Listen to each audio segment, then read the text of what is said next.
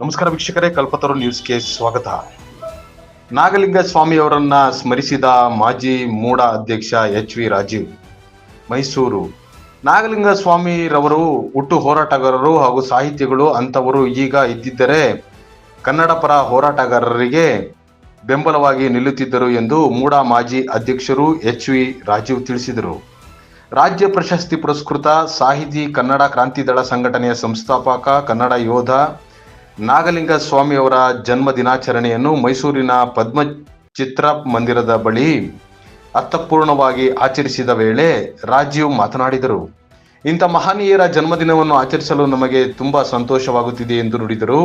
ಕನ್ನಡ ಸಾಹಿತ್ಯ ಪರಿಷತ್ನ ಮಾಜಿ ಅಧ್ಯಕ್ಷ ಚಂದ್ರಶೇಖರ್ ರವರು ಮಾತನಾಡಿ, ನಾಗಲಿಂಗ ಸ್ವಾಮಿರವರು ಒಂದು ದಂತಕಥೆ, ಲಕ್ಷಾಂತರ ಜನರಿಗೆ ಸನ್ಮಾನ, ಪ್ರಶಸ್ತಿಯನ್ನು ನೀಡಿದ್ದರು.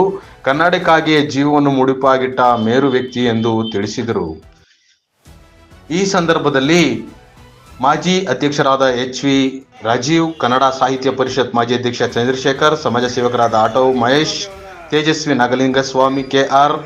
ಬ್ಯಾಂಕ್ ಅಧ್ಯಕ್ಷ ಬಸಪ್ಪ, ಸಮಾಜ ಸೇವಕರಾದ ಸುಣ್ಣದಕೇರಿ ರಮೇಶ್, ನಗರ ಪಾಲಿಕೆ ಮಾಜಿ ಸದಸ್ಯರಾದ ಪಾರ್ಥಸಾರಥಿ, ಮೂಗೂರು ನಂಜುಂಡಸ್ವಾಮಿ, ತೇಜಸ್ವಿ, ನಾಗಲಿಂಗಸ್ವಾಮಿ, ಮುಖಂಡರಾದ ಭಾಸ್ಕರ್, ವೀರಶೈವಮೂರ್ತಿ, ಪಡುವಾರಳ್ಳಿ ಪಾಪಣ್ಣ, ಕನ್ನಡ ಕ್ರಾಂತಿದಳ ಮೈಸೂರು ಜಿಲ್ಲಾಧ್ಯಕ್ಷ ಲೋಹಿತರಸ್, ಹೋರಾಟಗಾರ್ತಿ ಕಲಾಧನು, ರಾಜ್ಕುಮಾರ್, ಅಭಿಮಾನಿಗಳ ಸಂಘದ ಅಧ್ಯಕ್ಷ ರಮೇಶ್ ಮತ್ತಿತರರು ಉಪಸ್ಥಿತರಿದ್ದರು.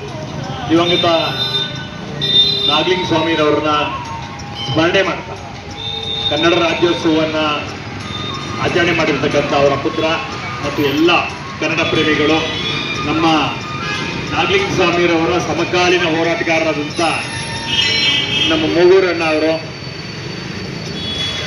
ಈ ತಾಯಂದರು ಮತ್ತು ಎಲ್ಲರೂ ಸೇರಿ ಇವತ್ತು ಅರ್ಥಪೂರ್ಣವಾಗಿ ಗಣರಾಜ್ಯೋತ್ಸವವನ್ನು ಆಚರಣೆ ಮಾಡ್ತಾರೆ. ನನಗೆ ಕಣ್ಣು ಕಟ್ಟಂಗಿದೆ. ಯಾವುದೇ ವೇದಿಕೆಯಲ್ಲಿ ಜೊತೆಲಿತ್ತು ಅಂತಂದರೆ ಅವ್ರ ಹೆಸರಿಟ್ಟ ತಕ್ಷಣ ರಾ ಅಂದ್ರೇನು, ಟಿ ಅಂದ್ರೇನು, ವಾ ಅಂದ್ರೇನು ಅಂತ ಶುರು ಮಾಡಿ ಪರಿಪೂರ್ಣವಾಗಿ ಕನ್ನಡದ ವಿಚಾರವನ್ನು ಇಟ್ಟು ಸದಾಕಾಲ ಜಾಗೃತಿಗೊಳಿಸ್ತಿದ್ದಂಥವ್ರು ನಾಗಲಿಂಗ ಸ್ವಾಮಿರವರು. ಈ ಮೈಸೂರಿನಲ್ಲಿ ಈ ಪರಂಪರೆಯನ್ನು ಉಳಿಸಿದಲ್ಲಿ ನಾಗಲಿಂಗ ಸ್ವಾಮಿಯವರು, ಮೂಗೂರು ನಂಜುಂಡಸ್ವಾಮಿಯವರು, ತಾಯೂರು ವಿಠಲಮೂರ್ತಿರವರು, ವಟಾಳ್ ನಾಗನವರು ಬಹಳ ಹಿರಿಯರಾಗಿ ಈ ಪರಂಪರೆಗೆ ಮುಂದುವರೆದ ಭಾಗದಲ್ಲಿ ಈಗ ಒಂದಷ್ಟು ಯುವಕರು ಬಂದಿದ್ದಾರೆ. ಅವ್ರ ಮಗ ಕೂಡ ತೇಜಸ್ವಿ ಕೂಡ ಈಗ ಆ ಹೆಜ್ಜೆಯನ್ನು ಮುಂದುವರಿಸುವ ಪರಂಪರೆ ಮುಂದುವರಿಸ್ತಾ ಇದ್ದಾರೆ.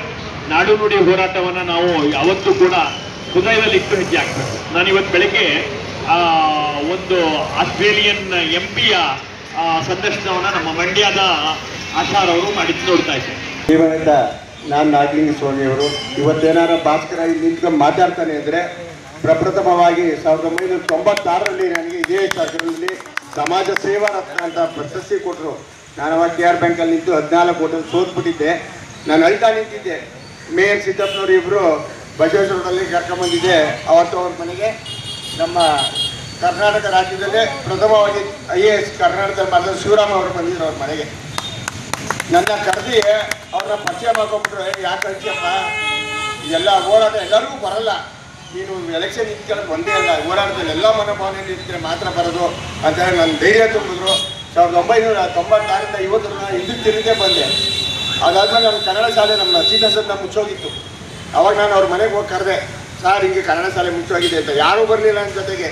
ನಾನು ಕಟ್ಟಿದಂಥ ಸಮಸ್ಯೆ ಇದೆ, ಹಿಂಗಿದೆ, ನಾನು ಅಲ್ಲಿ ಓದ್ತಾ ಇದ್ದೀನಿ ಅಂತ ಹೇಳಿದಾಗ ಯಾರೂ ಕೈ ಹೊಡ್ತಿಲ್ಲ. ಹಳೆ ವಿದ್ಯಾರ್ಥಿ ಒಂದು 5 ಜನ ನಾಗಲಿಂಗ ಸ್ವಾಮಿಯವ್ರು ಬಂದು ನನ್ನ ಜೊತೆ ಕೂತ್ಕೊಂಡ್ರು. 97ನೇ ಇಸ್ವಿಲಿ ಸಂಕ್ರಾಂತಿ ಪೇಪರ್ ಪಾಪ ಕುಟಿ ಕಥೆಯವರು ಅದರ ವಿಮರ್ಶೆನೇ ಮಾಡಿ ಬರೆದ್ರು. ಇಂಥ ಒಂದು ಶಾಲೆ ಮುಚ್ಚೋಗ್ತಾ ಇದೆ, ಆ ಶಾಲೆ ಪ್ರಾರಂಭ ಆಗಬೇಕು ಅಂತ ಅದನ್ನು ಸಮಸ್ಯೆನ ಮುಚ್ಚಿಸ್ಬಿಟ್ರು ಇವತ್ತು. ಅದಿಲ್ಲ, ನಮಗೆ ತುಂಬ ಬೇಜಾರಾಗುತ್ತೆ. ಆ ಥರ ಅನೇಕ ಶಾಲೆ. ಇವಾಗ ಅದೇ ಥರ ಕೃಷ್ಣರಾಜೇಂದ್ರ ಸ್ಕೂಲಲ್ಲಿ 1360 ಜನ ಬಂದು ಅದನ್ನು 100ನೇ ವರ್ಷದ ಪ್ರಾಥಮಿಕ ಶಾಲೆನ ಪುನರ್ಜೀವನ ಕೊಟ್ಟರು. ಯಾಕೆಂದರೆ ಈ ನಾಗಲಿಂಗ ಸ್ವಾಮಿಯವರು ಕನ್ನಡಕ್ಕೆ ಕೊಟ್ಟಂಥ ಪ್ರತಿಭಾ ಪುರಸ್ಕಾರಗಳನ್ನ ಮತ್ತು ಕನ್ನಡಕ್ಕಾಗಿ ಹೋರಾಟ ಮಾಡಿದಂಥ ಯುವಜನತೆಯನ್ನು ಎತ್ಕಟ್ಟಿದ್ದಕ್ಕೆ ಇವತ್ತೆಲ್ಲ ಆ ಥರ ಪರಂಪರೆ ಉಳ್ಕೊಂಡು ಬರ್ತಾ ಇದೆ. ಈ ಥರ ಒಬ್ಬ ವ್ಯಕ್ತಿ ನಮಗೆ ಪ್ರೋತ್ಸಾಹ ಕೊಡಲಿಲ್ಲ ಅಂದರೆ ನಾವು ಯಾರು ಕನ್ನಡಕ್ಕೆ ಪ್ರಾಧಾನ್ಯತೆ ಕೊಡ್ತಿರಲಿಲ್ಲ. ಇವಾಗ ಎಲ್ಲರೂ ಮಮ್ಮಿ ಡ್ಯಾಡಿ ಅಂದ್ಕೊಂಡು ಹೋಗ್ತಾರೆ. ಯಾರು ಅಪ್ಪ ಅಮ್ಮ ಅನ್ಕೊಳ್ಳಿ, ಅಪ್ಪಾಜಿ ಅಂತಲೇ ಕರೆಯೋದು ಯಾರು ಇವತ್ತು. ಅವ್ರು ಎಷ್ಟೋ ಸಲ ಬೈಯೋರು, ಯಾರು ಇಂಗ್ಲೀಷಲ್ಲಿ ಮಾತಾಡ, ಈ ಕನ್ನಡದಲ್ಲಿ ಮಾತಾಡಲ್ಲ, ಫಸ್ಟ್ ನೀನು ಆಮೇಲೆ ಮಾತಾಡೋಂತ ಯಾವ ಅಧಿಕಾರಿಗಳಿಗೂ ಅವರು ಬಿಟ್ಟವರಲ್ಲ. ಶಿವರಾಮ್ ಅವ್ರನ್ನ ಪ್ರಪ್ರಥಮವಾಗಿ ಇಡೀ ಕರ್ನಾಟಕ ರಾಜ್ಯದಲ್ಲಿ ಸನ್ಮಾನ ಮಾಡಿದಂಥ ಏಕೈಕ ವ್ಯಕ್ತಿ ಏನಾಗಿದ್ರೆ ಅದು ನಾಗಲಿಂಗ ಸ್ವಾಮಿ ಅವರು.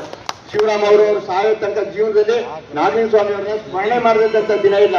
ಅವರು ಬಿಜೆಪಿ ಬಂದಾಗ ನಾನು ಅವ್ರ ಜೊತೆ ಮಾತಾಡಿದಾಗ ನಾನು ಅಗ್ರಹಾರದವನು ಅಂತ ನಾಗಲಿಂಗ ಸ್ವಾಮಿ ಅವ್ರ ಇದ್ರು ಗೊತ್ತೇನೆ ಅಂದ್ರು.